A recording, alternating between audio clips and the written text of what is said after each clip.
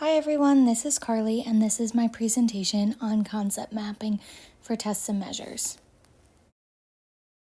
So concept mapping is a learning strategy which requires critical thinking and analytical thinking.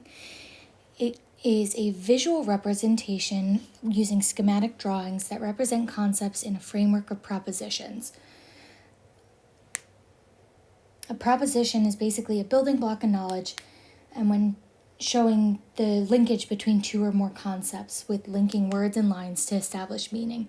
So sometimes these may be valid, sometimes they may be not. These help students organize their knowledge, create connections, and develop clinical judgment skills. Concept mapping emerged in nursing education in the early 90s and largely replaced nursing care plans in the 2000s.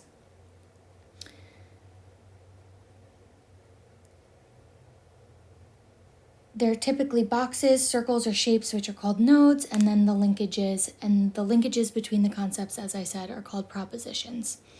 So, as I said, they're used majority in the clinical setting in place of nursing care plans, but they can also be used in the academic setting for a variety of things.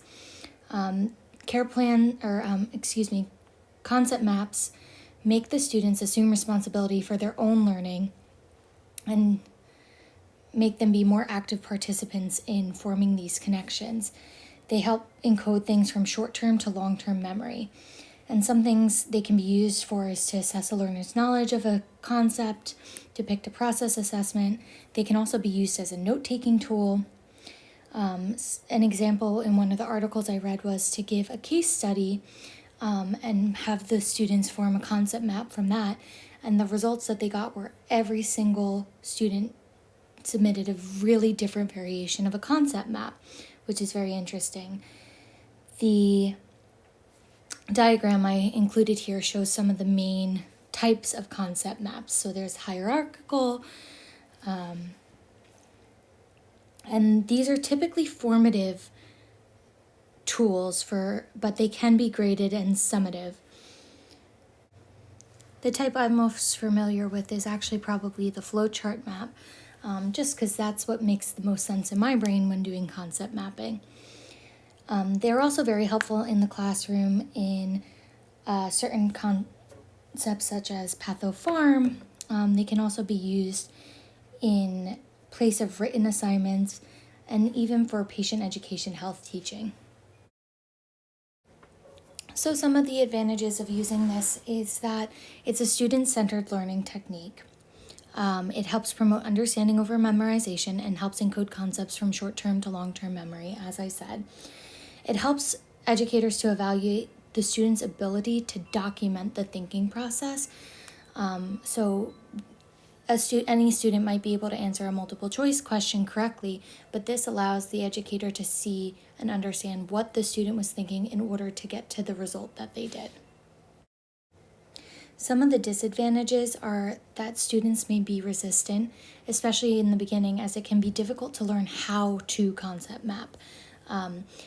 Understanding how to concept map can be addressed by having the students do practice concept maps on a non-nursing subject first, like how to brush your teeth and why it's important.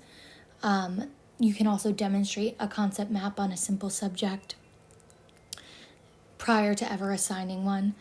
With handwritten concept maps, they may be difficult to read, and with concept maps created with software, it may be difficult for students to learn the software. The other thing is that the propositions the students are forming in their concept maps may not always be valid. So when you're using concept mapping as a summative evaluation tool, this could be difficult in grading because you want to understand their thinking and how they got there, but if the connections they're making are just completely invalid, then you're forced to take points off. So that's one of the ways in which it's more helpful as a formative evaluation because you can review as you go with the student. There are a couple of potential issues when using concept mapping as an evaluation tool. When using it as a formative assessment, you can review it with the student, see what they're thinking, address errors in their thinking in real time, But with it as a summative evaluation tool, there can be a lot of subjectivity in the student's thinking, and one or two keywords in a node may not be enough to understand their rationalization of the connections. The other issue is you have to make sure that you teach students how to do a concept map prior to just assigning it. You also want to make sure that if it's the first time they're doing it, that it's a simple assignment, and that you increase in complexity as you go along. You want to match the amount of required structure to the purpose of the concept map. So you don't want to have a really strict rubric if what they're concept mapping is not that strict of a concept. So one of the articles I read gave a very specific format that they wanted their students to use, but that was because they were using it for very specific care plans and topics in the clinical setting. When you are using a concept map as an evaluation tool, you want to, again, focus on the purpose of the assignment for your grading criteria. So this could include items such as the number of items the student created, the clarity, the structure, the accuracy of the relationships. You want to avoid setting rigid criteria because, again, this is the students' connections and how they're seeing the ideas come together.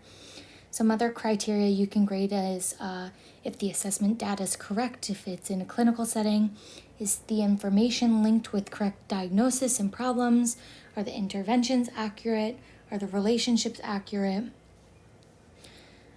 One article I read also said that the only way they failed a student on the assignment was if the student failed to complete the assignment. So creating a rubric for this is a little difficult in a vague sense because you have to think about the assignment that you're assigning for a concept map in order to accurately grade the student without penalizing them unnecessarily. And here are my references. Thank you for paying attention and hanging out with me while we talked about concept maps.